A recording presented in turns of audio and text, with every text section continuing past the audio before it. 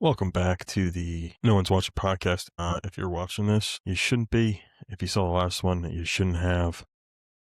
My name is Mike. If you don't know me, good. Hopping right back into marathon prep. My little update here for I guess I finished off week 5. I'm now currently on week 6 of marathon prep. I did a couple runs last week. I guess the only run since the last one was my Sunday run, which is my long run. I had a little 12K, longest run yet, about 6.8 something miles. I did it without the vest. I figured I didn't need the vest based on the previous run that I was on. And things went well. I broke my personal best for my 10K time during that run. It was very chill, very relaxing. It was nice and cool outside. Did it early. Did it on Father's Day. It was good. And yeah, no vest made me super happy. I am going to need, I think, somewhere around the 8-ish mile mark. I should probably have something on me because I went without water or electrolytes or a gel or something. But I figure around that 12K mark is if I'm gonna go longer. I would say if I'm gonna go maybe even 30% longer than that, should probably bring something, have it at the halfway point, and I'll be good until the end. But as of right now, like I did an 11K. It wasn't 12. 12 is this week? I don't know. Yeah, I think it's 12. I don't know. Yeah, but anything more than, I would say, 14, maybe 15 kilometers, I'll bring something. I might have to go fanny pack. I really don't think that the vest is currently necessary at this point in my running journey, But yeah, I mean, I did my 12K. It was 12 or 11K, whatever it was. Relatively easy. Honestly, felt good during the run. Caught a groove. Music was bumping. It's fantastic. And then today I ran a light conversational pace 6K, which was honestly easy. So that was cool.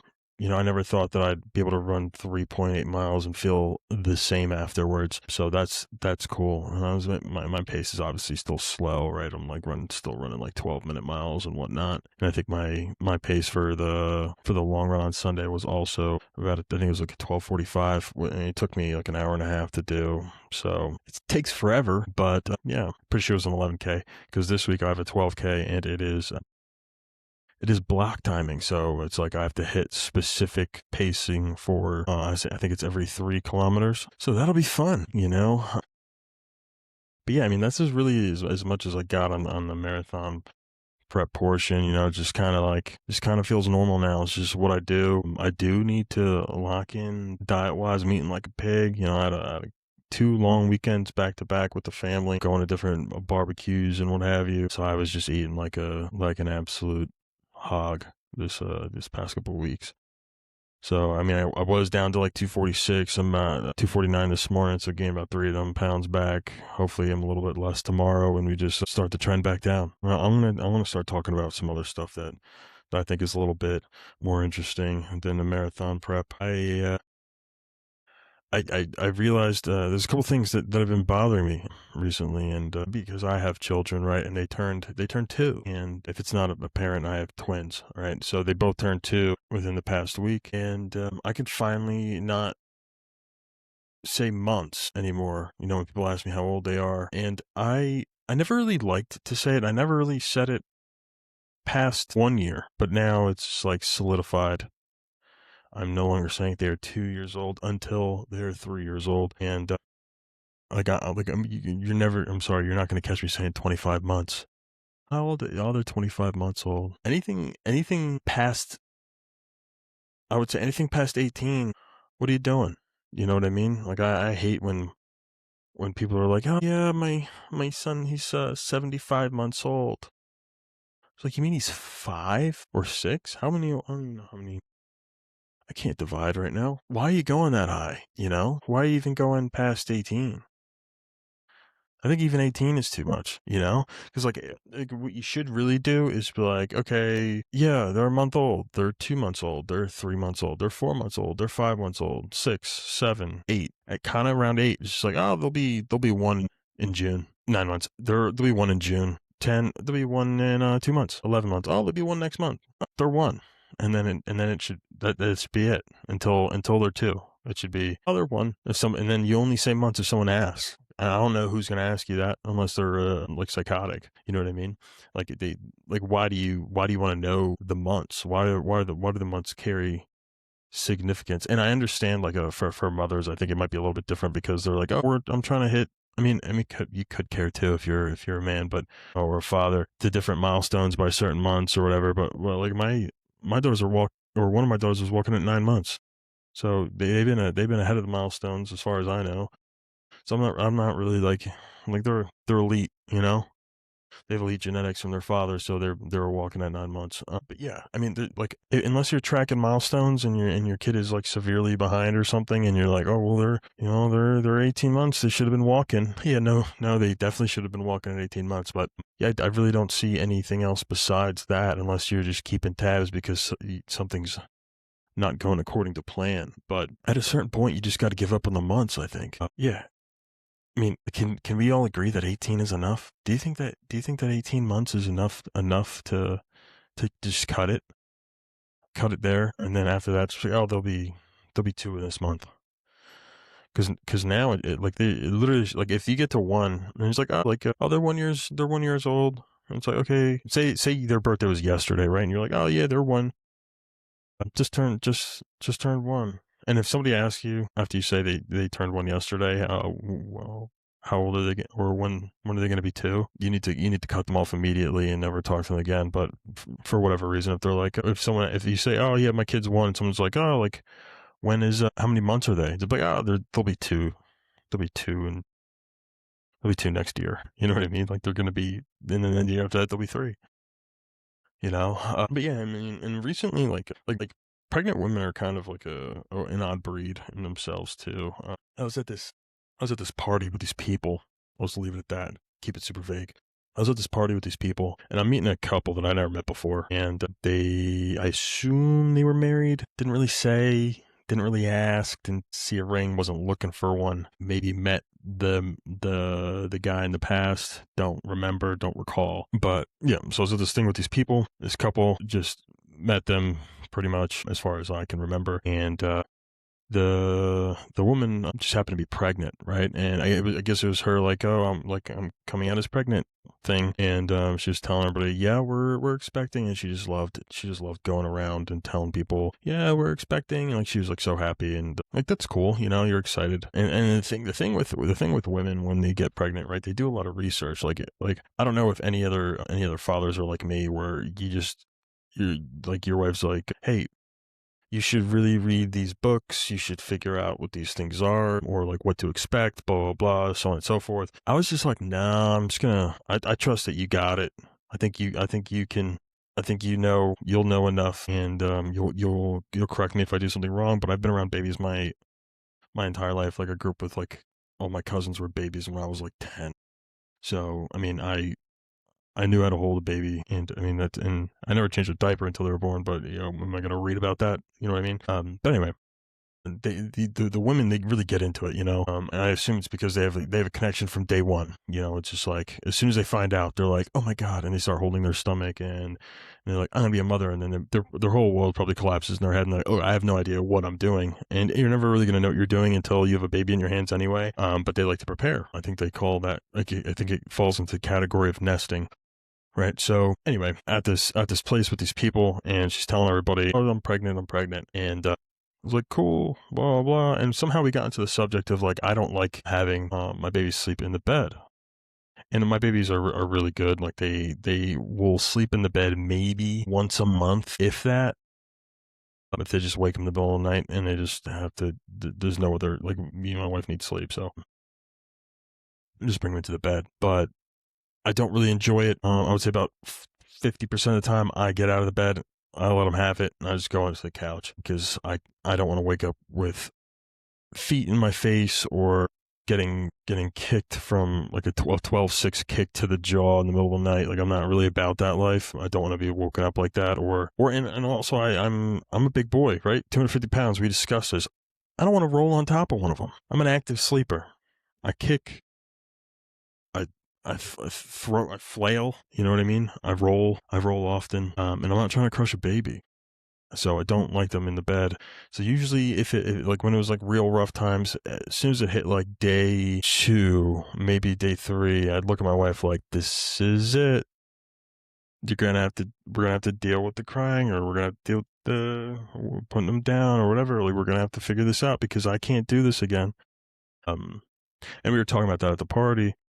And I was like, yeah, every now and then, like, they'll hop into the bed with us and like it'll be a thing, but I really can't go more than like 2 days in a row. And this woman who doesn't have children, she looked at me and she said, no, she's pregnant, but she doesn't have children. She looked at me and she said, "That's what you call a sleep regression." My response was relatively nice, you know. I said, "Oh yeah, yeah," but like in my head, I was just like, no shit. Like, you think, what makes you think that you know more about sleep regressions than a guy who has 2-year-old children? 2 of them. I wasn't just going through one sleep regression. I was going through 2 simultaneously. Like, I don't know the gall of this woman. You know, I mean, it was just like, it just caught me so off guard. It's just like, are you serious right now? You're telling me about something that you know nothing about, that I have experience with. I'm like, all right.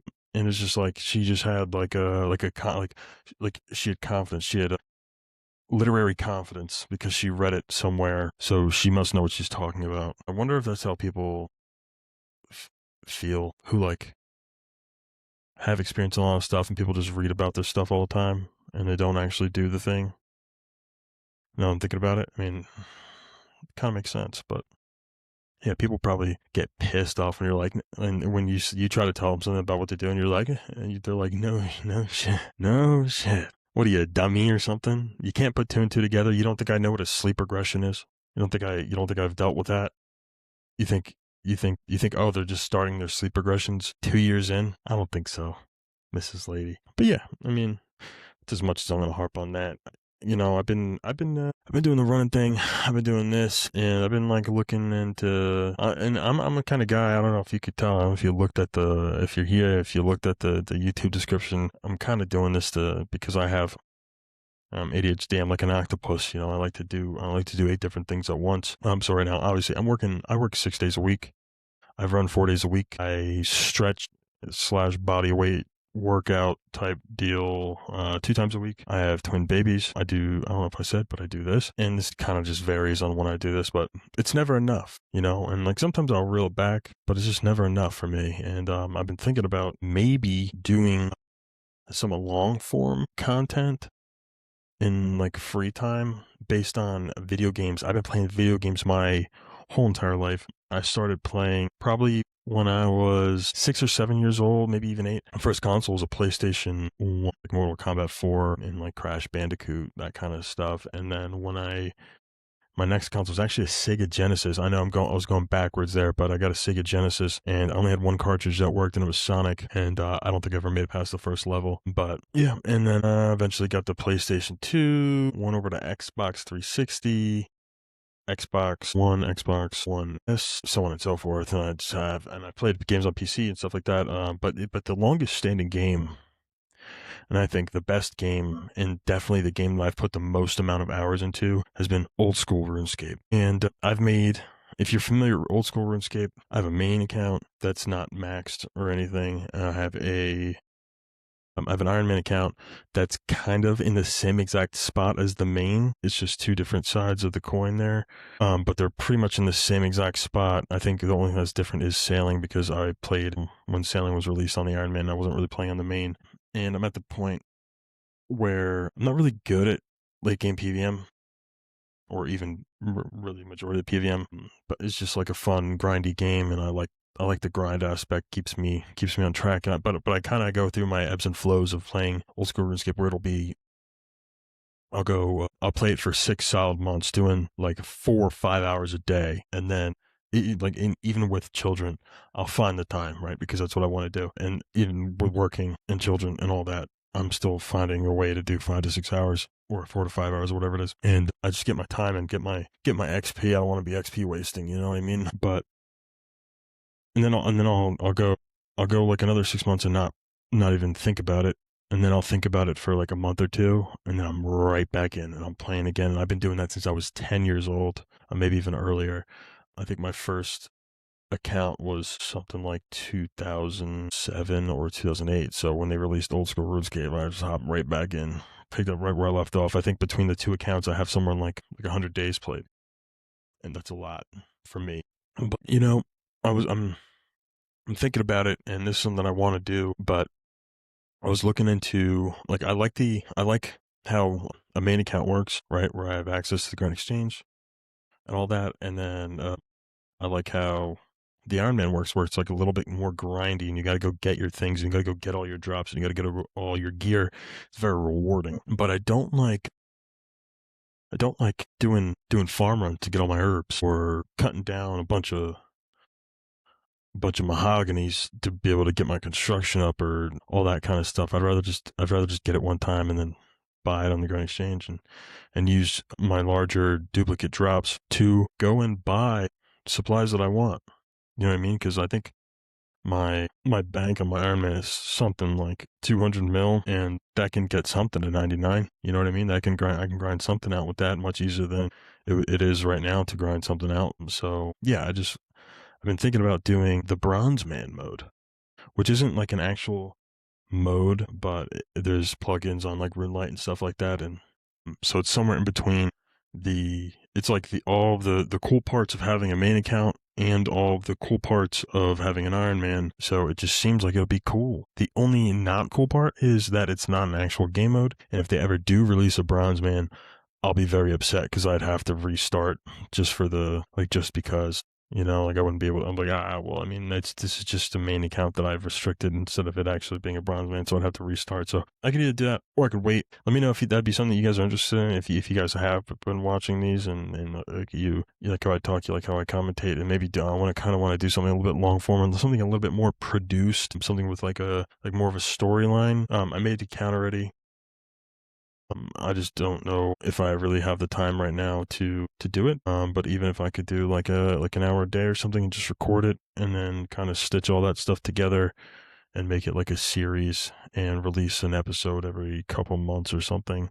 I mean, I'll put it on this channel too. But yeah, let me know if anyone would be interested in something like that. I love Old School RuneScape, and I wouldn't mind picking it back up at it every now and then. It's just that one game that just gets away from me. I haven't really played video games in a minute, I think I played one time, and I think since the beginning of the year, I think I played Rocket League once with my buddies, and that was fun. But other than that, I canceled my Xbox Live. I can only play free games and join parties, and I mean, saving me money. I don't even want to know how much money I've put into just Xbox on the platform and microtransactions in general. Like, I do not want to know. It's got to be somewhere near $20,000. And I'm not joking. But yeah, I mean, moving away from that, the Knicks won, and it's a travesty for the city of New York. I'm in the Northeast, and I'm a Philadelphia Eagles fan, so I kind of understand what happened to the city, because you watched it happen in Philly. I mean, I don't know if New York's as bad as Philly, but I think they're on the same level, but just two different types of fans there. But when they won, I mean, I don't know. It looked like when the Birds won. You know what I mean? So I mean, it's been a while since anyone in New York's had a championship. I think the last one was either the Giants or the Yankees a while ago, back in like before the 2010s. I think 09 or 08. I know the Yankees were 08 the last time they won, I believe. And I want to say maybe 2010 was the Giants, maybe even before that. Whenever they beat the Patriots with Eli and Tyree catching that ball. But anyway, it was fun to watch, And the thing that I want to talk about the most, right, is Elmo, because I'm in on Elmo. I watched Sesame Street, went to Sesame Place last week. Big Elmo guy. I'll catch myself. I'll lose myself when watching Elmo with my children. You know what I mean? So big Elmo guy, like what he does, fan of his work, and yeah, I saw that Elmo released a statement about the finals, and Knicks fans put his head on a spike. And it's like, Elmo's my guy. He just wanted everybody to have fun. I don't think he was trying to cause any commotion. And he said he didn't really care who won. It's a problem. It's a problem. It's a problem there's a problem for Knicks fans. And they were fashioning spears with Elmo's head on it. And one that's hilarious. Two, I don't think Elmo meant anything by it. Cut the guy a break. He's just a little red monster. He lives in his own little fairy tale land. And I don't know if you guys saw, like, the part that I really want to talk about is the World Cup portion of that, right? Before I move on, like, shout out to the Knicks, fantastic. I didn't really watch it, but I have a bunch of buddies who are Knicks fans and all that, and they're still posting about it. And I feel like it's already been long enough. You don't have to post about it anymore. It was cool. They won, but it's in like a week or two, and like, all right, it's over. But like, congratulations to the Knicks. But moving on to Elmo's statement to the for the World Cup, and Elmo knew this time he had to take a stance. Elmo posted again, and he said, "Hey, I just want to make this clear. I want the U.S. men's national team to win. So I hope everybody has fun. I love everybody, but I want the U.S. men's national team to win." And you could tell that he just didn't look good. He looked like he's like shaking slightly, like he looked like there was something up. And like I think the Knicks fans really scared him. I mean, if the Knicks fans were walking around Times Square with my head on a spike, I probably would never go to New York again. So I can only imagine what it's like to be like a 2-foot little red monster. And I mean, the poor guy, the poor guy was just a wreck. He was just a mess. I feel bad for Elmo, because I'm a huge fan. But yeah, I mean, and like the timeline has been filled with all the Knicks stuff, the Elmo stuff, and the U.S. World Cup stuff. And I think I talked about like people from foreign countries coming to the U.S. and they're like just like touring the U.S., like going to the games, and then they're going and they're trying food and stuff like that, and or they're going to a Buc-ee's, and there's people that are getting like hit up by like celebrities, like random guys from like Germany and shit. Like, that's cool. But the one part that I have a huge gripe with is that I saw this clip of this of Japanese people eating American barbecue. And you're probably like, Mike, what's wrong with Japanese guys eating American barbecue? There's nothing wrong with it. There's absolutely nothing wrong with people enjoying American barbecue, no matter where you're from. But the part that I'm worried about is that American barbecue is Japan's now, and this isn't a thing that I don't think we think about that often. But I want you to think about the culture in Japan, right? You have people who will open a 5-chair ramen shop, and they'll open it when they're 20, right? Say they're 20, or they've been working there since they were 20, and it's just 5 chairs, small little ramen shop, like just enough to make a living. And they will make ramen for the next 80 years. And I say 80 years because Japanese people live to be 100 all the time, right? So they just get really, really, really good at doing whatever it is they do, whether it be ramen or dumplings or chicken or duck or whatever it is, whatever their fish, whatever their thing is, they get really good at it. They dedicate their entire life to it. So I want you to think about what that means for American barbecue. American barbecue is no longer American. It's not ours anymore. It can hold the title of American barbecue because it's American styled barbecue, but it belongs to Japan now. And like, you probably don't think that just based on like, oh, like how they can't copy, it's like the where they're going to get the cherry wood to smoke it, or the apple wood, or whatever, blah blah nonsense, right? I guarantee you, and it's not going to be today, it's not going to be tomorrow, it's not going to be next week, it's not going to be in a decade, but it's going to be 30 to 50 years down the road. Japan is going to have the world's best American barbecue, and that's just a fact at this point. And there's nothing we could do about it. The timeline has started. They are here. They're eating the food. They're probably touring kitchens. They're asking questions. I'm guaranteeing this stuff is happening. Like, we're gonna lose barbecue, and if we really want to have the best American barbecue, we're gonna have to go to Japan. And I'm telling you, that's just gonna end up happening. It's just the way that the culture works. Like if you think about like Japanese stuff, like I think Japan already has like some of the best food in the world. They probably already have American barbecue. There's probably some guy who came here, tried it, went back like 20 years ago, and he's doing it, and he's chefing it up, and it's probably fantastic over there. It's probably better than, I would say, 95% of the barbecue in America today. And because I believe that Japan is already like a like a culinary destination, you know? And like look at the cars. Like they got like Toyotas.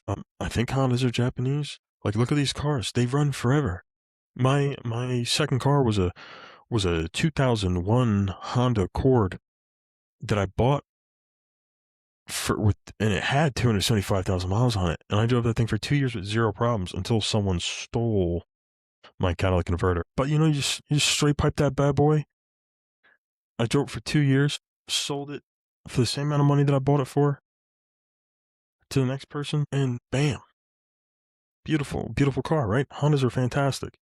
Toyotas run forever. You ever like just happen to glance at like wartime footage of like Afghanistan or Iraq or wherever in the Middle East? They're all on 1990s Toyota Hiluxes with a M240 mounted on the back, just laying lead. Do you think those cars get oil changes? I mean, they might. There's a lot of oil over there, but they're just like they're just in the desert. Perks, no rust, I believe, because there's no wet climate over there. But still, like they've run forever. They can haul weight. It's a perfect car.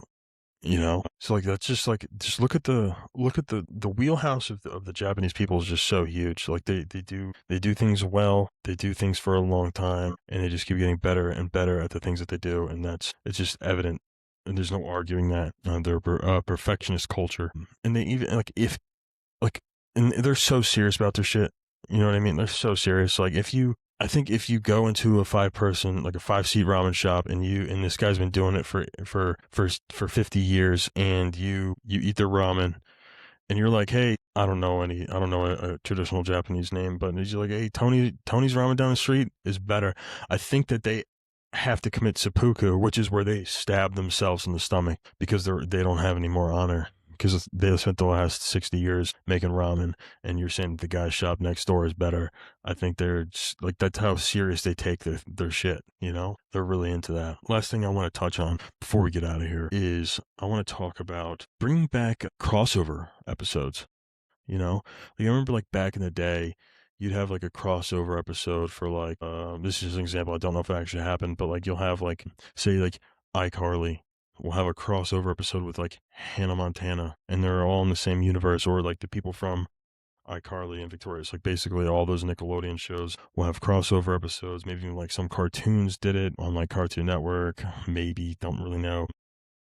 Or Disney Channel will have crossovers, like Sweet Love and Cody will meet up with someone else. You know what I mean? And like crossover episodes back in the day were like heat. You're like, man, like, finally I get to see how Zach Cody reacted to Hannah and Miley. It's like, it's the same person, but you're like, oh, I wonder what's going to happen. And it was cool, it was cool. It felt fresh, kept things like cool and whatnot. And I just wish that like they did that with like adult shows. And I think like if you like watch shows like all those challenge shows, like a MTV, I think it's called The Challenge. But if like MTV The Challenge will have like same people on it as like Big Brother will, so on and so forth. And but it's kind of like not really a crossover. It's more of like those people are just good at that kind of thing, so they just bounce around between those kind of shows.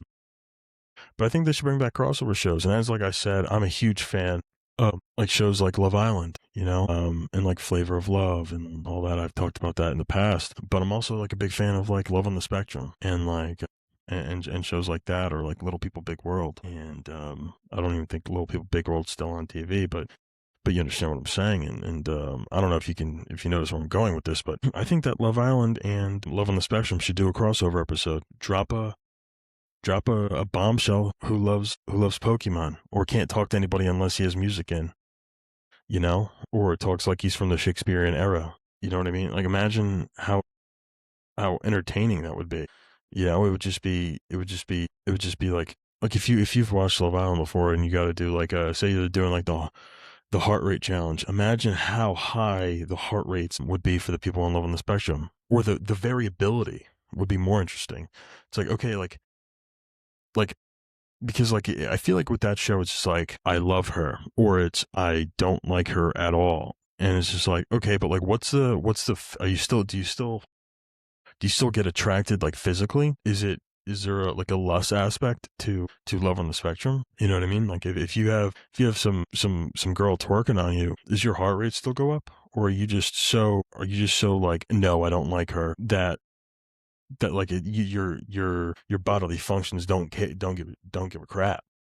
I think it'd just be very interesting. Or even, like I said, like Little People Big World in Flavor Flav. That'd be a good one. You're telling me if the cast of all the women on Little People Big World tried to win Flavor Flav's heart, that wouldn't be a fantastic episode or a fantastic season, probably the best rated season. Or maybe even like the Bad Girls Club, and like say they do Bad Girls Club does American Ninja Warrior, but just a bunch of drunk women doing obstacle courses. I literally think I should be programming television. I think I missed my true calling. I think I know what people want to see. I think I know exactly what people are looking for.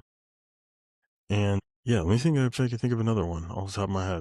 Or even something like doing like Love Island and something like Alone or Naked and Afraid, or that survival show is on Netflix where people like get formed into like 6 groups and then they have to survive, and then people are like dropping out all the times because they're just getting poisoned and they're shitting themselves, and then they eventually have to find their way to a checkpoint or whatever, and they have to march with their group and they split the money. Like, what about that? Or what's that other show? I mean, it's kind of a crossover, not really, but what's his name was on it? Rob from Love Island was on it, and so was another girl. It's that show where they're in like the mansion, and the guy who's from Lost, but he looks like Pee Wee Herman, is the host. If you've seen the show, you know exactly what I'm talking about. Guy looks like Pee Wee Herman. He has a mansion.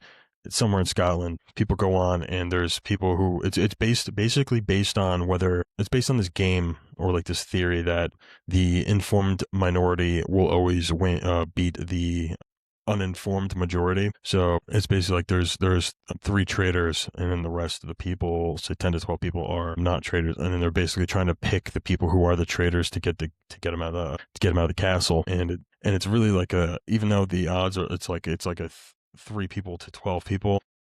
So it's like a 1-to-4 ratio of trader to not trader. It's like a 50-50 on really who's going to win, because you don't really know. And there's always at least one trader at the end there. And the 2 seasons I watched, traders won both. So I mean, yeah. But like putting people from Love on the Spectrum on that show, and they're all traders, or they're all not traders, or you mix them in, right? Because that would just be, I think that'd be too much. But putting people from Love on the Spectrum onto that show, where you have to vote for people who you think aren't being genuine, that'd be really hard to do. You know what I mean? Because you just wouldn't be able to. You wouldn't know. But yeah, I think crossover episodes need to come back. I think I don't even know if that would be considered a crossover. They just need to mold different shows into each other, because like if you think about it, right, you got like if you do like Love Island and Alone, and but like the whole point of the show is make it out and find someone you love. Like if you just make it out, you win like 100K, but if you make it out and fall in love, you get $1 million. Now I don't know how. There's probably a bunch of quirks that fall into that, like how could we get this to work type thing, but I don't know. I think if you've really tried and you really sat down, you can kind of mold something out of that. But yeah, I think I'm gonna end it there. About 45 minutes in. But yeah, if you're watching this, you shouldn't be. If you watched the last one, you shouldn't have. And see ya.